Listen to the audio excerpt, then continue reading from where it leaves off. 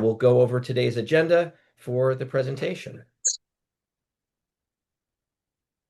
So first on our agenda, we're going to talk about why data centers must be stopped, and we'll have our senior researcher, Ben Murray, to present that. Then we're going to hand it off to our volunteer network director, Michelle Allen, who's going to give a simple overview on how to stop these projects. And then we're going to talk about some success stories. So I'll be presenting on our big win in New Brunswick, New Jersey. We've also got my South Jersey colleague, Kate Delany, here to tell a story from another part of our state. And we have our senior Pennsylvania organizer, Ginny Marcille-Kerslake, who's going to talk about a big win in that state. And then we're going to throw it back to Ben to give you some of the main talking points that you'll be using when you're fighting data centers. And finally, Michelle will be presenting on the support for stopping data centers. And if there's time left, we'll be able to take a few questions. So let's get started. And please do take a moment to introduce yourself in the chat. We've got, looks like over 100 people here, so not enough time for everybody to verbally introduce themselves, but please just give your name, your pronouns, and let us know what part of the country you're joining us from. It's really exciting to have so many of you here. And with that, I think we're ready to kick things off. So let's hand it off to my good friend and colleague, Ben Murray. Take it away. Thanks, Charlie.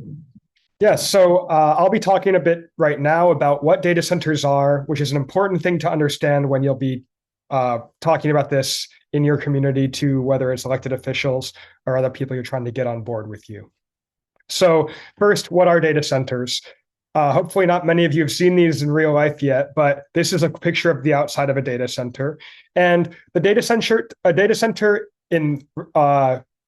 originally was kind of the brain of the internet. So in the next picture, you'll see like servers, networking equipment, wires, and this is kind of what data centers are for the most part. And most of the data centers you'll be dealing with coming into your community these days, though, are AI data centers, which are generally training large language models and other AI products. So these data centers will be housing hundreds or a lot of servers, a lot of transmission equipment, and GPUs. So on this slide next is a picture of a GPU, and this is kind of the backbone of a data center. And large data centers can have tens of thousands of these things running at one time. So 32,000 of these in one building running 24 hours a day. This is why data centers require so much energy and so much water. So why do they need so much water? Because there are three types of consumption of water. The first is on-site water consumption. Surprisingly, this is actually not the majority of water. As you'll see in this next picture, on-site water consumption is mostly for the cooling of data centers. So cool water is sent into these servers that are running very hot chips, pulling a lot of electricity.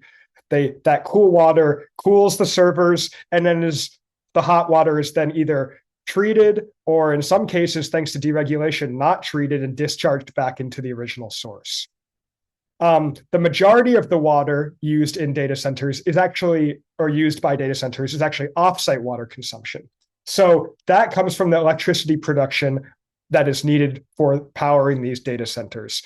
And most of the energy on our grid is from fossil fuels, natural gas, coal, other fossil fuel sources. And these are super thirsty processes for energy production. The last is indirect water consumption, which is just something is not as much as the others, but it's kind of the manufacturing of the chips, processing units, and other network equipment in these data centers. There's water consumption with that as well. So the largest data centers are hyperscale data centers, which a lot of us are fighting at this point. These facilities contain at least 5,000 computer servers and occupy at least 10,000 square feet of physical space, but can be larger than 1 million square feet. On average, hyperscale AI-focused data centers consume as much energy as 100,000 households. The largest data centers can consume 20 times more than this, which is equivalent to 2 million households. And this is why, especially in more rural areas, the data center footprint will be hundreds, if not thousands of acres in terms of how much land they're trying to buy. And so these hyperscale data centers are really the largest energy and water users, and something that we'll be fighting and talking about for the rest of this evening.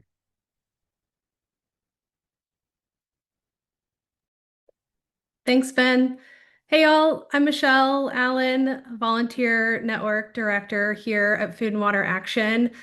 In just a moment, I am going to kick it over to my colleagues in New Jersey and Pennsylvania to share some real life examples of how we've stopped data centers. But first, I'm going to share in a very simplified way the steps that we have taken in each and every fight. For the sake of time, I'm going to keep this really simple. But keep in mind the steps that I'm going to share don't necessarily happen chronologically. And I'd say really like in most cases, we're doing most of them, or if not all of them, at the same time. So keep that in mind as I'm walking through this. But I'll give the simplified steps here, and then, like I said, kick it over to my colleagues to talk about what it's looked like in real life. But step one when fighting back against a data center proposal is figuring out how decisions are made in your community. Many data centers are moving forward just at the local level by getting zoning changes approved from local elected officials. But exactly how a county or a municipal government approves a land use zoning change or approves an application to build a data center is going to depend community to community. Many local governments, though, do have zoning boards or zoning committees that would review an application before it's eventually voted on by local elected officials. But again, keep in mind this process is going to change from place to place. So you want to do a little bit of research if you aren't already familiar with your local government processes. So to get started, first thing you want to do is go to your local government website, look to see if there's mention of a zoning board or zoning committee. If there is, find out when the next meeting is and where the meetings are held. While you're on that website, also go ahead and find out when the next municipal or county government meeting is, and again, where those meetings are held. And you want to find this information out because you want to start attending those meetings regularly. Another hint for what a data center approval process might look like in your community is look to see others in your state or surrounding communities at other projects that have been approved or are further along in the process. Look at what that process looked like because it's likely to be very similar for your community. And then last couple notes here I'll make. If there's a lack of transparency in your area on these projects, consider filing a right to know or a Freedom of Information Act request, in order to get those communications between your local elected leaders and the data center companies. And then last note, as you're preparing to go to local government meetings and hearings, familiarize yourself with your community's rules for public participation so that you know what to expect when you go into those local meetings and hearings.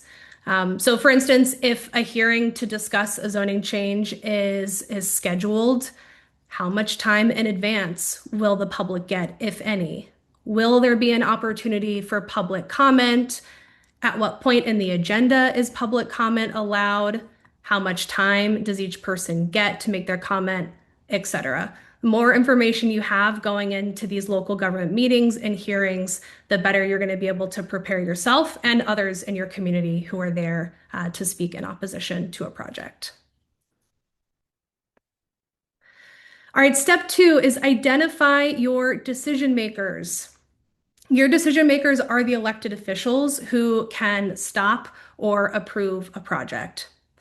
So if you find out about a data center proposal before your local electeds vote on a zoning application or ordinance, right? That's the ideal scenario, is you're finding out about it before so you can intervene. The first step you want to take is call and email your local elected officials to ask them their stance on the project, express your concerns, and ask them if they'll vote no or vote to deny the project. Look on your local government's website for the emails and phone numbers for your local elected officials. I'll note that most of our local electeds are very, very part-time, and it's not always easy to get in touch with them by phone. But if they have a phone number listed on the website and you're able to even just get in touch with a voicemail to leave messages, use that phone number. But most importantly here is to go to your local government meetings again and give public comment in opposition to a data center project.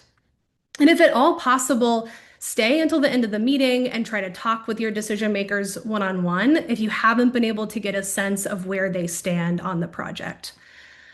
This is really just an additional add-on. I recognize that it's not always possible to do that because sometimes these local government meetings are hours long and you might not have hours to spend.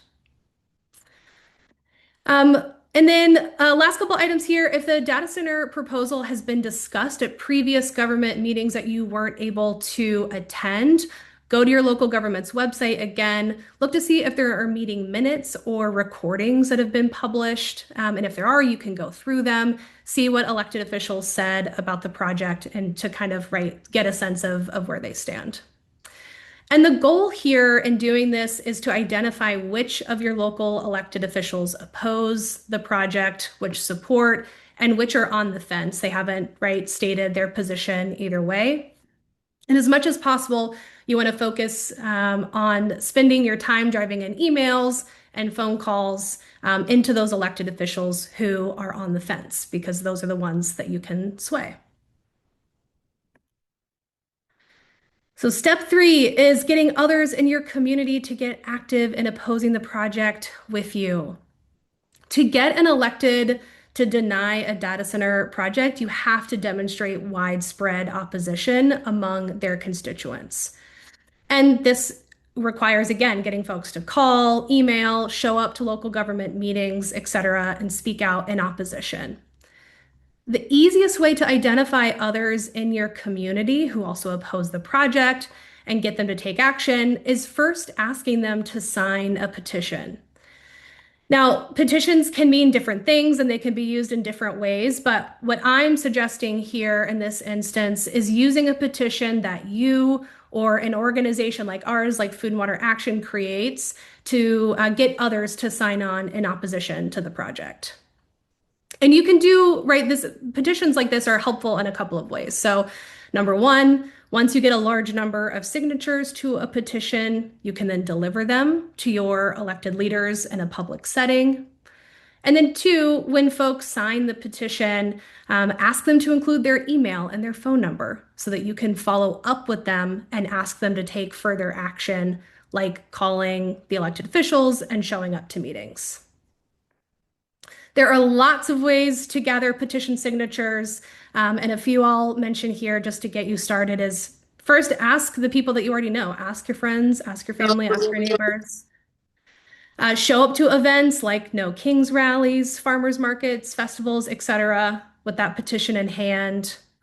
And then go to community meetings or go to places where people are already organized. So think faith institutions like churches, synagogues, temples, etc. Think neighborhood groups and community organizations, where people are gathering in person, where you have a captive audience there. Again, have the petition in hand and ask the members of those other organizations to sign on in opposition. All right. Step 4 is showing power in numbers to the decision maker. As you're building this opposition to the data center within your community, you got to make sure that your local elected officials are seeing that opposition and they're hearing it.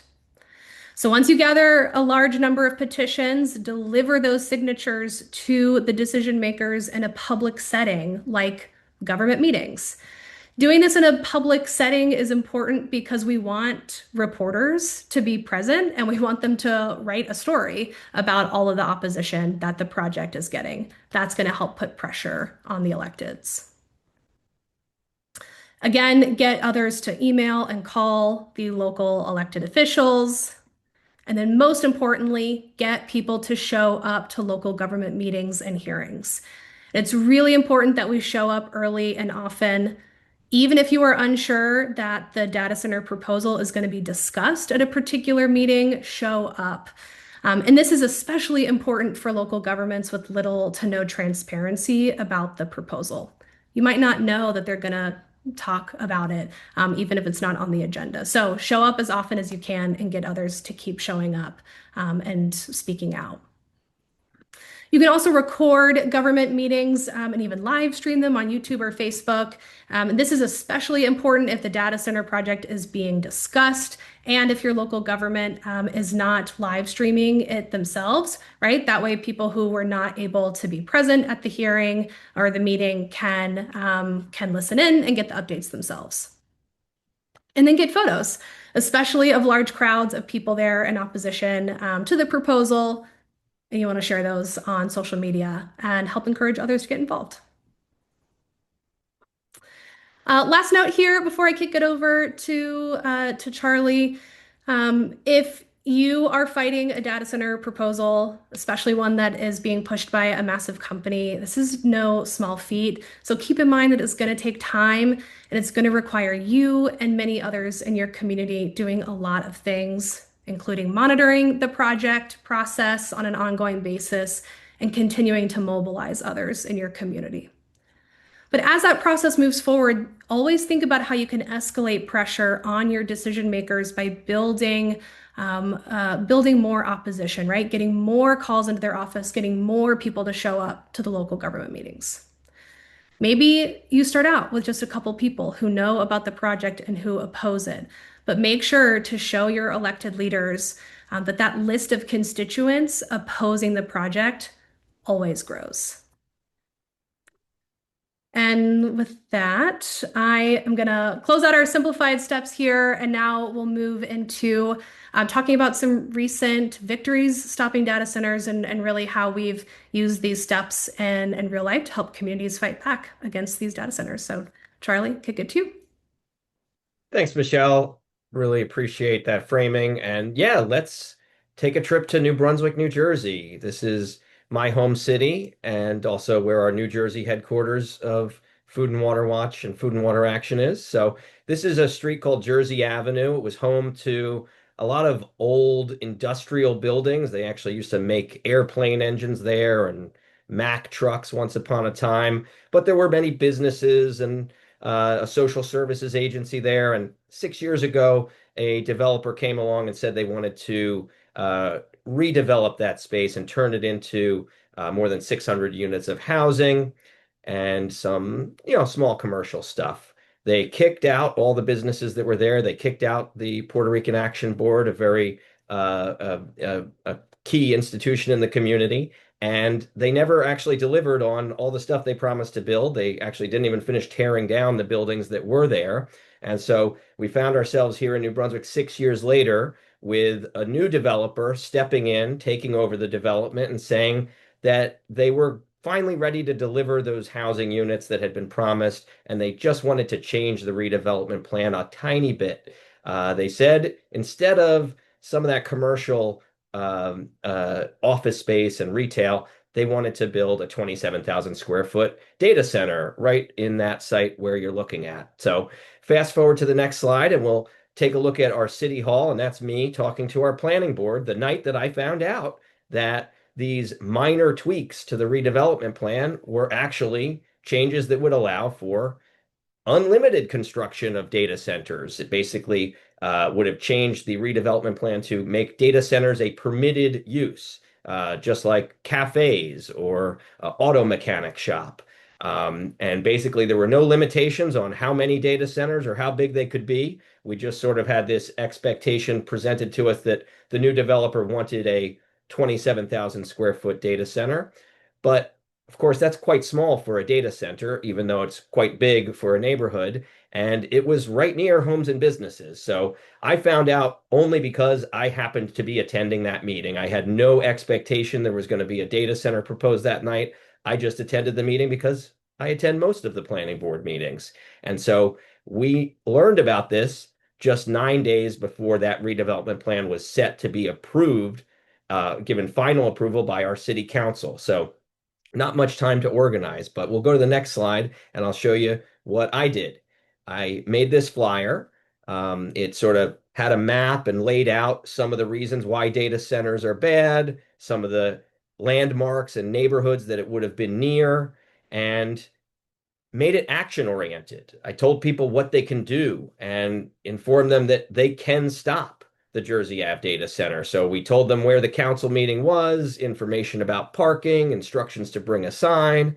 I used a tool to make it so people could fill out a petition that actually emails all of the 7 council members whenever anybody signs it with a New Brunswick zip code. So people could do it by typing in that link or using the QR code on the flyer. And I also gave out the phone number for the mayor's office, and our city council president has a Google Voice number that he's comfortable giving out to the community. So I gave out that number too and said, call up, text them, tell them about this. And if you go to the next slide, you'll see that we shared that flyer in 2 different ways. So I went door to door in the neighborhood that would be most affected. Of course, the whole region would be affected if we had data centers here in New Brunswick, but the neighborhood that would be most affected, the closest to the site, I went and I knocked on every door, and if they didn't answer, I left a flyer behind, and just about everybody I spoke to was really grateful to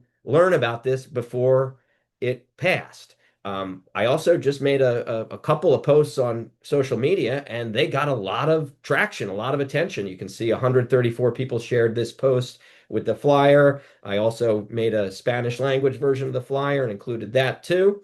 And got the word out through not just online, not just in person, but both. And we could go to the next slide. And so the big day came along. This was just about a month ago now, a little over a month ago. And there were so many people that wanted to come. The city expected a huge crowd. So what they did was they had the police keep people out in the cold and the rain. And they tried to enforce a rule that they said only 80 people could be in the building. So they reserved about half the spots for city officials and only let about 40 of us, activists and residents into the building. And so they were basically keeping people out even before the start time of the meeting. You could see the line spilling out the door, but it could have been a depressing situation on the outside. People could have given up and went home or said, oh, it's cold and rainy and this is depressing. I came out to this meeting and I'm not even going to get to speak or might not even get into the building. But those who could stand up and withstand being outdoors stuck around, and people kept their energy up. People started chanting and marching and making their voices heard. You can see the next slide. We had a huge group at the front of the building and the back of the building, and it got to the point where we could hear them chanting, vote no, inside the council chambers. We had at least 200 people. It was unlike anything I'd ever seen here in New Brunswick, and certainly a huge, huge turnout for this council meeting. And we made our voices heard. And by the time it got to that part of the agenda, the council was very quick to amend the redevelopment plan, not just to remove data centers as a permitted use, but to reinstate the original plan for that land, which was actually to make a park that would be open to the public. So if we go to the next slide, you'll see basically was a very special moment when the people on the outside of the meeting found out what happened on the inside of the meeting. And it led to a tremendous response all around the world where people saw this really cool victory that we had. You can see my tweet here got viewed more than 6 million times of me just sharing that we won and they have to build a park. But I'll ask Michelle to just hit play and you can watch the video of that viral moment. They canceled it! Say what? They canceled it!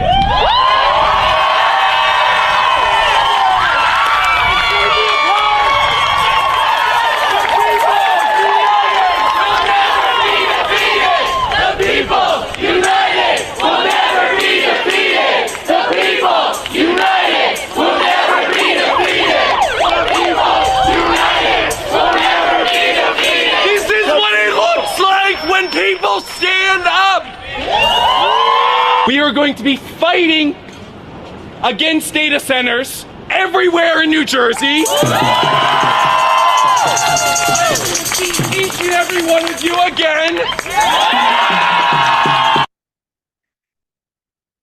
So there you have it, a really special moment and a big win for the community. We can go to the next slide, and we can start to talk about what lessons we learned, but also highlight the winning coalition that we built. So it wasn't just Food and Water Watch. The young man that you just heard speaking was my friend Ben Jovic from the Climate Revolution Action Network. They were really instrumental in getting folks to show up from the Rutgers University campus, which is right here in New Brunswick. We also had a lot of groups from the university, like NJ come through.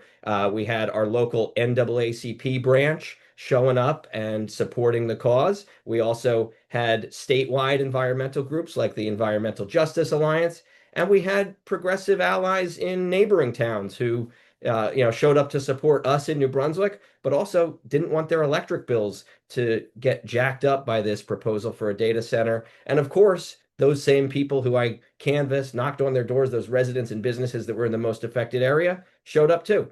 So it was a great team effort and a big win for our community. And I think there's one more slide. Just want to reflect a little bit on this win. Obviously, a lot of people have asked us, how did you do it? How can we do it? Well, there were a few things that I think were critical to success. First and foremost was having a clear target and a clear demand. We were lucky that we caught this while it was still in the hands of elected officials. It can be much tougher to persuade appointed officials like people on planning boards who aren't elected and don't necessarily respond to political pressure in the same way. We had this just in time to get to the city council and pressure them to not include this in the redevelopment plan. And we had a clear demand, and we knew who to make the demand of. We weren't asking our US senators or some appointed board. We were directing all of our focus on those 7 city council members. Of course, it was important to be there at those government meetings, and I'm so glad that I was there that night in February. So it is important to attend and sometimes record your local government meetings. It was a good thing that we had a camera there. We recorded it. We knew exactly what was said. We could prove to people that this is happening and we need to stop it. We also used that tool to make an easy online action for people to just, put their address in, put their name in, and generate emails massively to the city council. So I think we generated well over 300 emails to the city council, which trust me, they typically don't get probably more than 10 or 20 emails a week from the community. Well, they got 300 on one issue, so they took notice. We also didn't wait until the meeting to make our voices heard. We gave out the council president's phone number. We said, call him, text him, make it known that you don't want this in your community. Canvassing was very important to reach those that would be most affected. Sharing the message on social media was tremendously effective. By the time I got to my last door I knocked on, people were telling me, oh yeah, I just saw this on Facebook. My daughter showed it to me. And building that strong and diverse coalition was absolutely critical. We couldn't have done it on our own. Nobody could have done it on their own, but together we were able to stop the data center. And then definitely a best practice to show up early, make sure you get as many people into the building as possible, because there's no guarantee that everybody's going to fit. So we made sure we were there extra early, and we printed up some signs and handed them out and made sure people had signs, and many people brought their own signs as well. So one final thing before I hand it off to our next success story. I think it was really, really important that we told ourselves we were going to win. We didn't let people say things like, they're going to build a data center in New Brunswick. We always use language like, it's a proposed data center. It's a plan for a data center. And if we are going to predict the future, we predict that we're going to win. And we say they're not going to build a data center in New Brunswick because we're going to stop them. And you got to believe in yourselves. You're not going to be able to win if you don't believe you're going to win. So definitely take those lessons and do what you can with them in your communities. Definitely these things are reflections that I had looking back on this, and I hope that you can draw some inspiration and also draw some concrete, useful information from today's presentation. And with that, I'm going to hand it off to my good friend and colleague, our South Jersey organizer, Kate Delany. Take it away, Kate. Thanks, Charlie. Thanks, everybody. Yeah, and I love that message that you just gave, Charlie, that it really is about approaching these campaigns from a perspective that you're going to win. So my name is Kate Delany. I'm the South Jersey organizer for Food and Water Watch and Food and Water Action. And I'm going to talk about a fight that we won recently in South Jersey and then one that we are going to win. So the first one is a recent win in Monroe Township, which is in Gloucester County, southern New Jersey. And I think what makes this, unique, but looking at things I'm seeing in the chat, might be the experience that many people have had around data centers in their community, is that the community really found out about this a little bit after the process was already in the works. So the way I found out about this proposed data center in Monroe Township was a newspaper article. And this is also how the people of Monroe Township found out that a while ago, some farmland had been purchased by Hexa Builders and a developer. And they had been trying to find a customer for this farm site. They had kicked around apparently different ideas. And then they had gone to Monroe Council and said that they wanted to set up a data center. So when we learned about this, it was already a year after they had gone to the planning board and they had lobbied the planning board to amend the permitted uses in Monroe Township to allow data centers as a permitted use. So we found out about this and we found out that potentially this farmland could be turning into a massive data center. And that's when really people began to take action. So really the tactics used were very much things that Michelle and Charlie just outlined. The most pivotal was really packing the room. So again, very much a bait and switch. That we were just told that the land had been sold. There was talk of it potentially being a bottle factory, all kinds of other uses. And then once we saw that they had made this change to allow Hexa Builders to potentially use this as a data center, we decided we had to get to council meetings. So this is a scene from a recent council meeting where we just packed the room, and it was, a really exciting meeting. People that had said they'd never been to a council meeting before were there. People had signs. People were yelling, "We don't want a data center." And there was actually, a proposal to sort of move ahead, and residents stopped that simply by, making the meeting go on as long as possible. That particular meeting began at 7 and went till after midnight. And people just kept coming up for public comment, talking about why they were against this proposal, what this would mean for the community, what it would mean for natural resources, what it would mean for energy bills. And eventually were able to, pressure council enough that they decided to table this change that they were going to make. So the first meeting, they tabled it after midnight, decided they weren't going to move ahead. And then at the next meeting, they decided that they were going to pass an ordinance to undo the change they made. So in January of last year was when they had this sort of backroom conversation with Hexa Builders. They decided to undo it because of public pressure. And at the next meeting, which will be the beginning of April, they'll have the second reading to officially remove data centers as permitted uses. And then the community is now deep in this. People are at these meetings.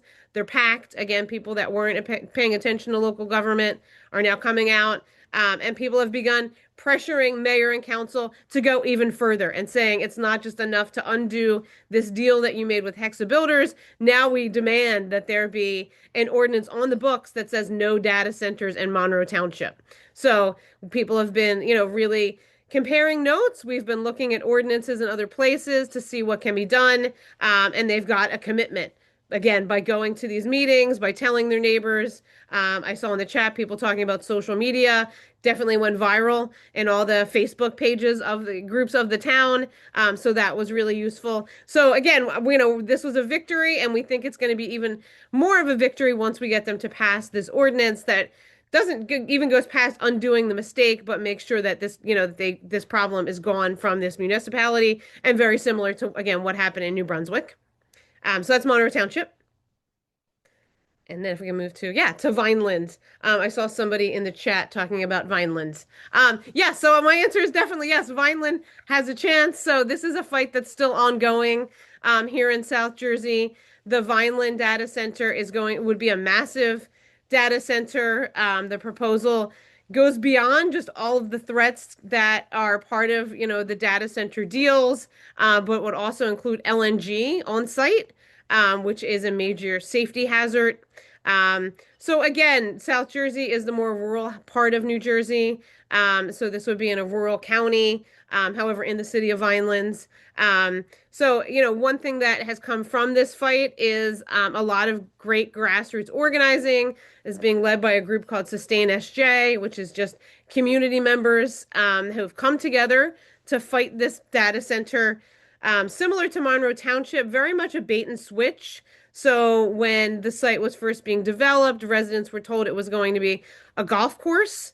People had some concerns about water use of a golf course, and then the next thing they knew, suddenly there was a deal behind closed doors that had been brokered with a company called Data One to construct this massive facility in Vinelands. So since then, since the beginning of that fight, again, this group has come together, Sustain SJ, and not people with a background in organizing necessarily, but just people that care, and they're pooling resources. We've had a really good experience recently in getting press to pay attention. So one of the photo there is two of the leaders of Sustain SJ, and there was a great story that was also a radio story on WHYY, which is our local NPR here in South Jersey, talking about this fight and what it means to people. And then the image on the left is something that they created on their social media, talking about the hazards of LNG that's part of this plan. So I would agree with what Charlie said before. I think this is a fight that we're going to win. And the organizing continues. There was also a massive rally 2 weekends ago. The rally got lots of attention. So all the tactics that we outlined to bring people together to raise the profile of the fight. And we did have one kind of smaller win that I think points to the pressure that's been put on Data One. There was supposed to be an amended site plan approved last week at a planning board meeting. And there was so much concern that Food and Water Watch and others raised about the LNG component, that Charles Benet, who is the tech bro behind Data One, actually decided he wasn't ready to present to the Vineland Planning Board, and he was going to take more time because the community was so upset about the plan. So, this is something that you got to do all along, is celebrate the victories as they come, keep building on them, bringing more people into the fight, bringing more, again, awareness. So yeah, and then to the next slide, talking a little bit about some of the messaging that has been successful here in South Jersey. I think probably most folks on the call, are well versed in terms of the energy, the water, the environment, even the jobs piece of these fights. Here in South Jersey, as I said, we're the rural half of the state. We're also, most of South Jersey is in the Pinelands. And it's a very special ecosystem that we're all really proud to be connected to. It's also home to the Kirkwood-Cohansey Aquifer, which lies just below the Pinelands, and this is where most South Jerseyans get their drinking water. So for us, this is all the issues that we've talked about with data centers. It also means really, protecting the natural resource that is so much, I think, part of the identity of South Jerseyans, hence the Jersey Devil image there, patron saint of New Jersey, protecting the Pinelands. So, this has really come up as people are thinking about, like, what are these projects costing us? It's also costing us potentially the Pinelands, the future of the Pinelands, the future of our aquifer, our water supplies. In the Monroe Township fight, there was someone who presented a public comment speaking out against the data center proposal for Monroe Township. And someone on council said, like, oh, you don't even live here. And the guy said, this is going to impact the Pinelands. This impacts us all. We're all Pineys. And everyone, like, the crowd went wild. And it was, just really great to see that, it really came together and that this is something we all want to protect. This is an environment that matters to all of us. There is an organization, the Pinelands Commission, that's entrusted with protecting the Pinelands. So I would also suggest that as you all are thinking about, what kind of decision-making spaces you need to be in. We've been going to Pinelands Commission meetings and telling them we're hearing about this proposed data center. What are you going to do? We're worried about what this means for the Pinelands and for the aquifer. So if you are in an environment where that could be impactful, where there is, a sensitive ecosystem, is there, a governing body that oversees that ecosystem, and do they have commission meetings that you should get to? Because again, that's been really huge for us here in South Jersey. And I have one more slide for South Jersey stuff. Yeah, and again, I think that, one thing that's been really valuable for us here in South Jersey is seeing how this has led to greater civic engagement. So as Michelle said, right, that this is, a process in which you really get to learn, like, who makes the decisions in your community? Who's on the planning board, the zoning board? When do they meet? Like, how do you get in touch with these people? So both of these images are from Sustain SJ. That's the group that's funding the massive data center in Vineland in Cumberland County, New Jersey. They do great stuff. I mean, it's angry, but it's also funny. So they've been, they had a meme here. The great mayor hunt, Mayor Fanucci of Vineland was dodging the people. So they got the Where's Waldo image there, asking where he is, and telling people better get to council meeting, see if we can find the mayor and see if we can get him engaged with us. And then the image on the right, that's Charles Benet, the tech bro behind the Data One proposal.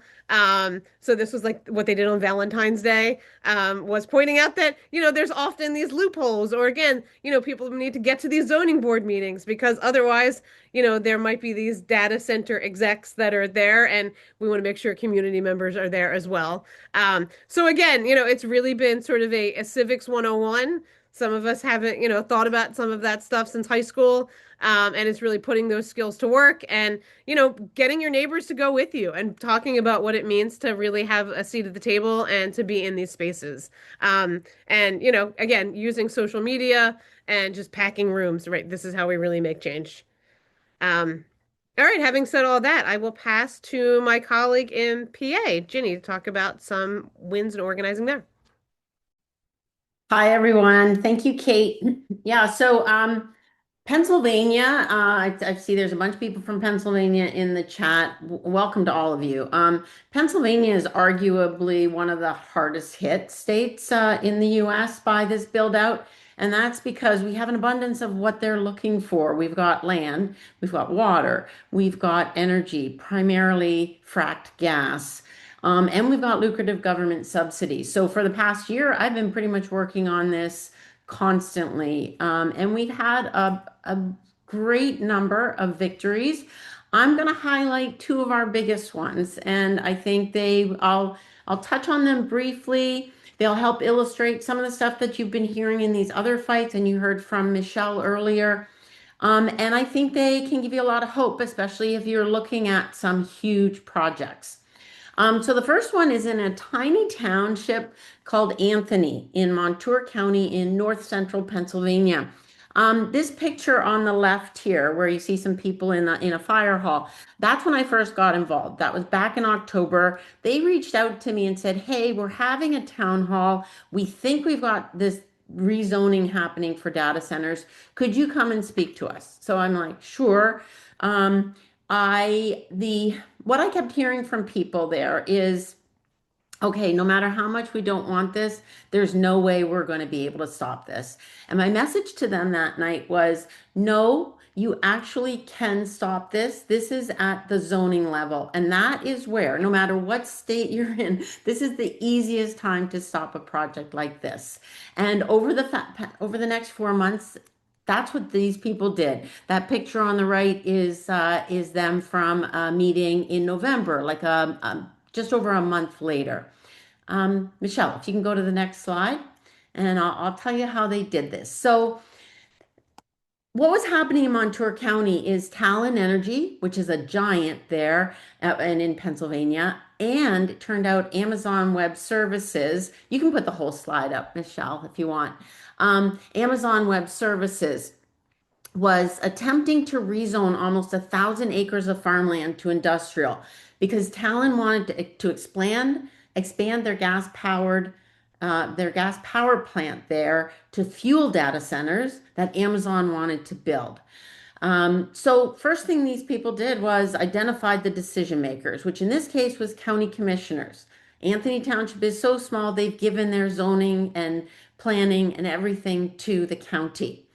They then organized town halls. The one I spoke at was just one of a few that they did to educate their neighbors and to start organizing.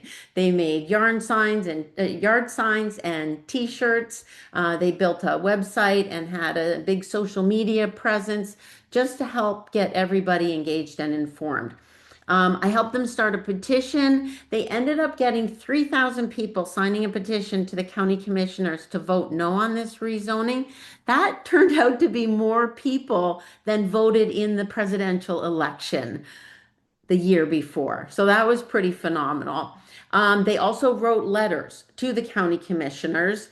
And one of the residents, we called him a vexatious requester of right to know, because there was zero transparency on this. Some of the elected officials and county staff had signed NDAs with Talon and Amazon so that they couldn't talk about the project. And they actually hid the fact that Amazon was involved in this. And it was only through those right to knows that it was brought out. And that was one of the big nails in the coffin of this project, because it showed just how much secrecy there was going on. They also filed right to knows to the state. And we found out not just stuff about this project, but Amazon's involvement throughout Pennsylvania. So it's been useful in multiple projects. They turned out again and again at the planning commission meeting and then at the hearing before the county commissioners, giving public comment and really informed public comment, passionate about why they love this land and it couldn't be rezoned. And they had turnout. They packed these meetings to overflowing. And this is what we're seeing again and again. I've never seen anything like this in my 10 years of organizing. And it's a beautiful thing. Like Charlie said, people can't get into meetings. And in Pennsylvania, that's a violation of the Sunshine Act and they have to be rescheduled. But people are turning up and it makes a difference. So in January, I'm happy to report that every one of those 3 county commissioners voted to deny the application by Talon and Amazon, which was phenomenal because this truly was a David and Goliath fight. This is not over in Montour County because now Talon and Amazon did not file an appeal. They knew that would be hopeless, but they're trying elsewhere in the region. But the really cool thing is that the people who fought this in Anthony Township have taken this show on the road and they're helping those other communities organize. So that's a beautiful thing that came out of it. Next slide, please, Michelle. So the other victory I want to touch on is one in about maybe an hour east of there in Hazel Township in Luzerne County. You guys might have heard about the Poconos. It's kind of in that region of Pennsylvania. And this was another big victory. It happened very quickly in November, this past November. And it was a project that was a little later in the process. Next slide, Michelle. So this involved a massive data center project called Project Hazelnut by North Point out of Kansas City. It had actually first been announced, not referred to as a data center, but by like an innovative technology campus back in November of 2024, when none of this was on people's radar. It was announced by Governor Shapiro, along with his executive order to fast track projects, including Project Hazelnut. Project Hazelnut would be one of the largest proposed ones in Pennsylvania, and it is being fast tracked. It would be 15 data centers on 1,300 industrial acres. I forget how many gigawatts of power it would consume, but almost 3 million gallons of water a day. That acreage was already zoned industrial. So we kind of assumed that this was already permitted or zoned by right. So So what happened the months leading up to November was there was one single resident named Ashley, and she would be the only person at township meetings, and she just wanted to hear what was going on. I told her how she could file right to knows to get more information from the township, so she started doing that. Then all of a sudden, the very beginning of November, there was a meeting announced on a Friday. On Friday, it was in the newspaper, and the meeting was going to be on, I believe it was a Tuesday. So there wasn't a lot of notice, and it was the very first public meeting for this project, which is pretty phenomenal given the size of it and its impacts. But it was for the final land application. So over the weekend, Ashley and Annie and I dug into Hazel Township's zoning ordinance. And what we discovered was that this was not permitted by right. It should have gone to the zoning hearing board, and there should have been a public hearing just to get the zoning right. And that never happened. So that meant that the process had not been followed. And there were opportunities for public participation that had just been skipped. And that is not legal. You have to follow the proper process.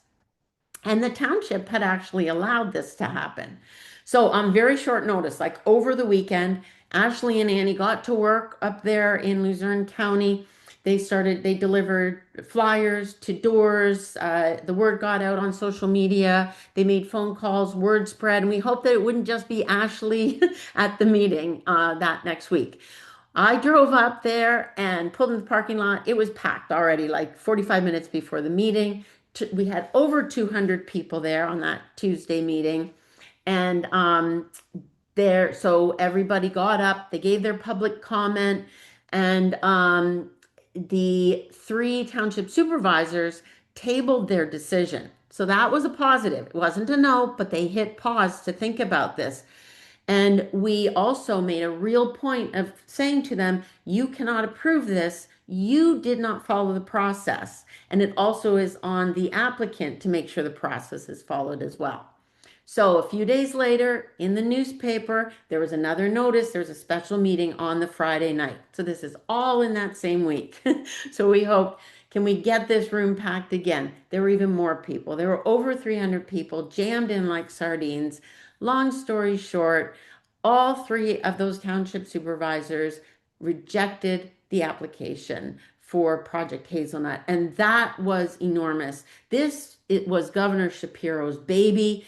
This was, even up to the federal level. This was, a real star in the data center plan in Pennsylvania, right? So of course, North Point turned around and appealed the decision to the county court, but I don't think they're going to be able to win that fight.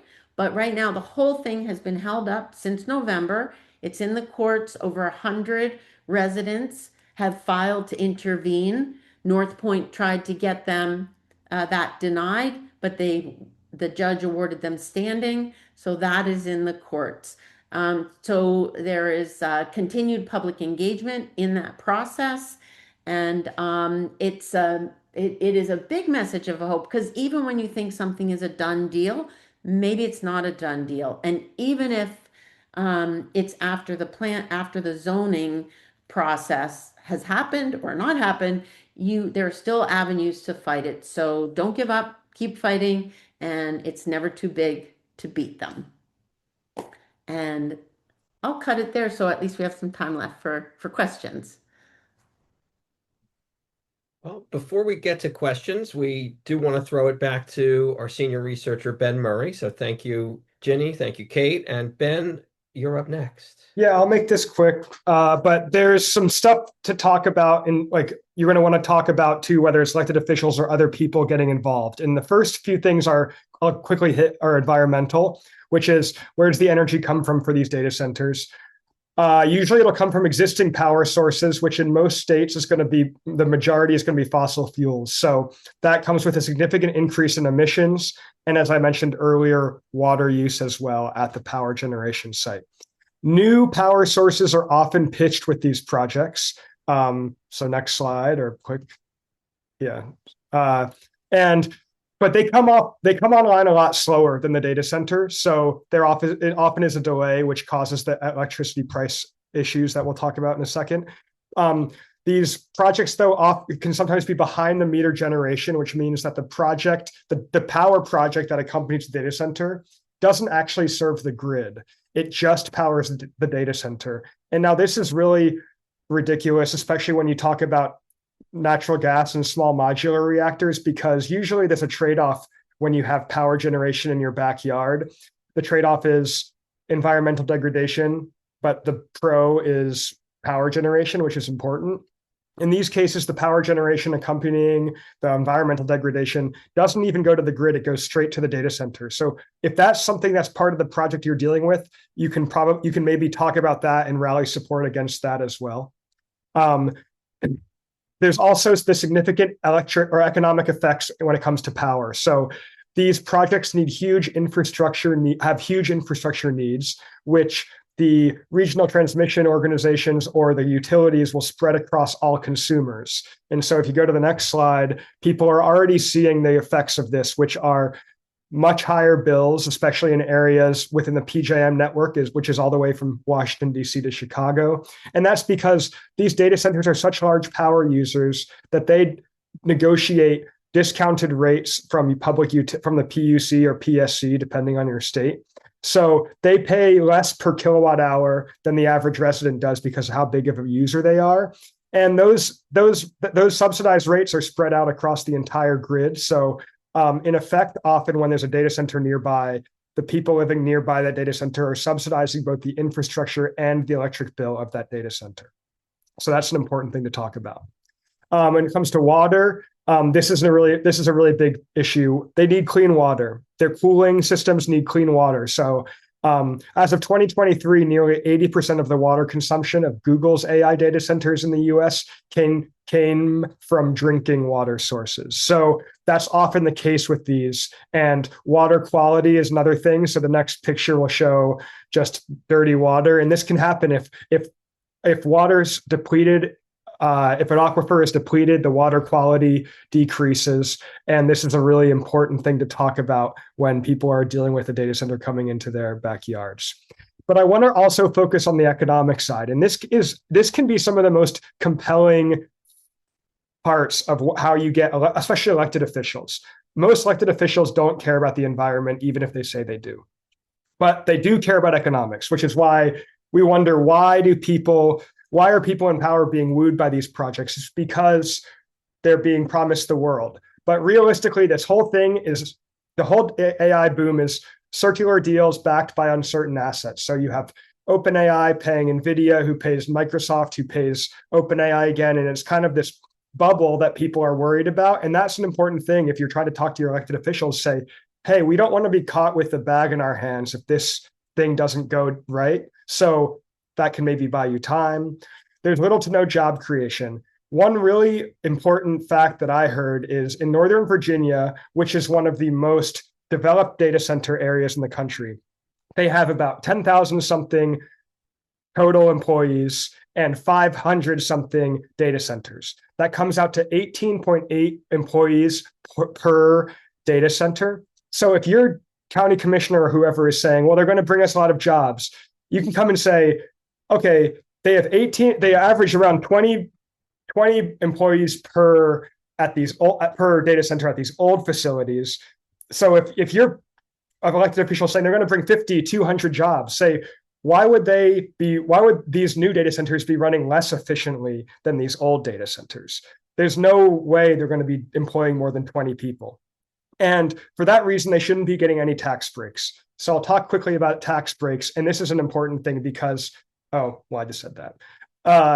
And actually go back to that last slide. Another important thing is these facilities are looking to become lights out operations. And what that means is 0 people working at them. They're trying to scale jobs down at every level. So hopefully these data centers they try to employ 0 people at the end of the day. When it comes to tax breaks, there's a lot of different ways, and it's from state to state. At the state level, in places like Ohio and maybe Pennsylvania, they have sales tax and other tax abatements. So track what your state has in terms of tax abatements for data centers. And at the local level, counties or townships often give a bunch of different financing plans, reinvestment areas, payments in lieu of taxes. And these are not super complex mechanisms, but the law firms and the growth consultants and the developers who are throwing these things around want you to think they are. So if you can figure out in an area near you, find an area near you that has gone through the data center proposal process and say, okay, what tax abatements did they use? Figure out what that tax abatement means, how it works, and then go to your elected officials and say, we can't be giving these tax abatements to billion-dollar corporations. And that is something you can get a lot of people on board with. So yeah, that's something I recommend looking into if your project's getting to that point in the process. So my last thing is, this is not economic development. This is not economic development. It does not bring jobs. It does not meaningfully increase the tax base in a lot of cases. And that's often how you need to talk to elected officials about this, because the elected officials see $1 billion price tag on this, but it may not come to fruition at all. So that is an important thing. And again, all these talking points, we have a messaging guide about. And so we'll be sharing that as well. And that kind of covers all these talking points in more detail, hopefully to help you out in your fight. Thanks so much, Ben. And I will just say we've only got about 12 minutes left. So if you do have a question, please put it in the chat and the best possible person on our team will get to it. But we still have some closing remarks from Michelle before we get to those questions. So Michelle, take it away. Thanks, Charlie. I just want to mention, sort of kind of zooming out here to the big picture, because at the same time that we are fighting specific data center proposals, we're also building support for sweeping legislation to pause all new data centers so that we can take a step back and actually have time to assess the impacts that they are going to have on our communities before thousands of new data centers are built across the country. What we need are moratoriums at the state and national level. And moratorium is really just a wonky word for a pause. So if you see that word moratorium, that's what that means, just a pause on building data centers. And I'm really excited to share that we have now a national data center moratorium that has been introduced into Congress. Senator Bernie Sanders and AOC have filed legislation, and this is something that we can organize around. This is legislation that we can use to reach out to our U.S. senators and our U.S. representatives and urge them to support this legislation and join the fight to halt data centers. So I'm going to drop 2 links here in the chat. The first one is a link where you can send an email to your U.S. senators and representative, encouraging them to co-sponsor the data center moratorium bills. And then the second link I've just shared in the chat is our next event on April 9th. We're going to get together on Zoom and make phone calls to Food and Water Watch supporters in key House districts and states where we're going to drive calls to House members and senators, urging them to co-sponsor that legislation. I'll also flag that state moratorium bills have also been introduced in several states. I might be missing some, but I know there are at least moratorium bills introduced in New York, Georgia, Wisconsin, Vermont, and Minnesota. So if you live in one of those states, also take the next step in reaching out to your lawmakers and urging them to support and become co-sponsors of those state moratorium bills. So that's the big picture. Zooming back to fighting specific data centers in our communities, I just want to mention the resources that we have to support you all. So we do have some one-on-one coaching and support available where there is capacity. I am going to share in the chat the email addresses of the organizers that you heard from today. So If you are in New Jersey and you're not already connected with someone from our New Jersey team, you can get in touch with Charlie and Kate, and they can get you plugged in to work happening in your own community. And then if you're not already in touch with our Pennsylvania team, you can drop Jenny an email and get connected to the fight right in your state. So I'll share those. I am also going to share if you are not in New Jersey or Pennsylvania, but you are fighting back against a data center proposal and you want some support. We are helping as much as we can. So I'm just shared that third link there goes to a form. Give us a little bit of information about the fight that you're working on, and we will be in touch with sort of organizing, coaching, and resources that we have to provide in your data center fight. Last link I'll share it. I apologize for sharing so many links here at the end, but Ben mentioned the toolkit that we have with the talking points that he reviewed. So I'm just going to share that toolkit in the chat so you have it. And tomorrow I will also share all of these links as well. So if you're not able to easily grab them from the chat, we'll share them with everyone tomorrow by email.